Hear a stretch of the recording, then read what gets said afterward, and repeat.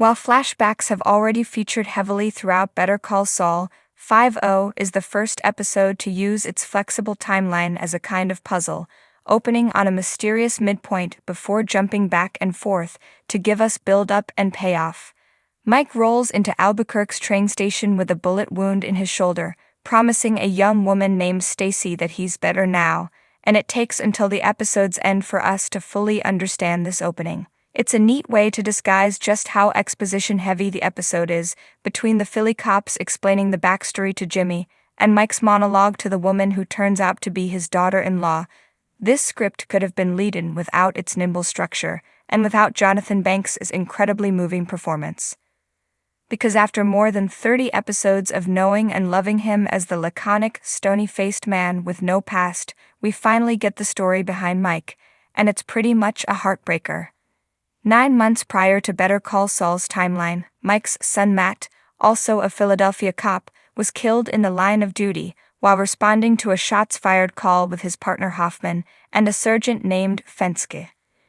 In the present day, we discover that the cops who came to Mike's doorstep last week are investigating the more recent deaths of Hoffman and Fenske, who were shot dead in Philly the night before Mike arrived in Albuquerque. Meanwhile, Stacy has her own suspicions about the truth behind Matt's death. He was behaving strangely in the weeks before, taking intense phone calls late at night, hiding large sums of cash inside the lining of suitcases. "My son was not dirty," Mike repeats like a mantra, first angry and later heartbroken, because as it turns out Matt was one of the very few clean cops in a dirty district. Mike himself persuaded his son to keep quiet and take the kickbacks Hoffman and Fenske were offering, go along to get along, rather than risk being seen as a threat. But it was too little too late. Mike persuaded Matt to take the money, and 2 days later he was dead. "I was the only one who could get him to debase himself like that," Mike says in agony. "I made him like me, and the bastards killed him anyway. I broke my boy."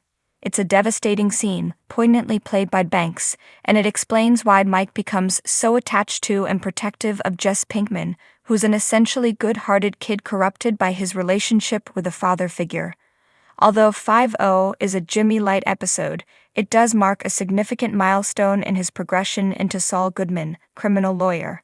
Just like he initially refused to consider Nacho's offer in episode 2, Jimmy initially refuses to comply when Mike asks him to spill coffee on one of the police detectives interviewing him, so that Mike can swipe his notebook. This is aiding and abetting, as Jimmy points out, and it's a much bigger line for him to cross than the billboard antics of Hero. But one thing we're learning about Jimmy is that he's pretty much a bleeding heart. He changes his mind about the coffee after hearing about Mike's son, clearly feeling bad for him. Another lovely, subtle reaction shot from Odenkirk there. So if Mike is Jimmy's gateway drug from misdemeanor to actual felony, that's a nice piece of irony given how much of this episode is focused on Mike's guilt over being a corrupting influence on his son. But this isn't exactly an eyes-open deal.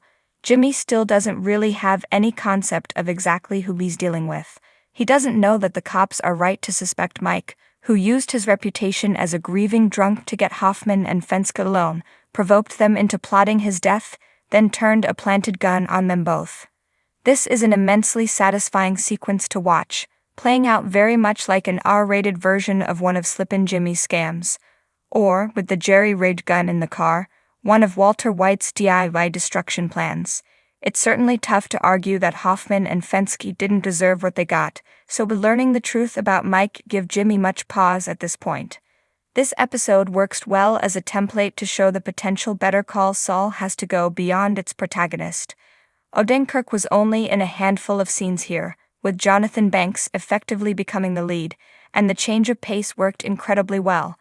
While this could end up being a one-off like the Gus-centric Breaking Bad episode Hermanos, I can also imagine other supporting characters being brought to the forefront for single episodes. Is Mike actually a recovering alcoholic?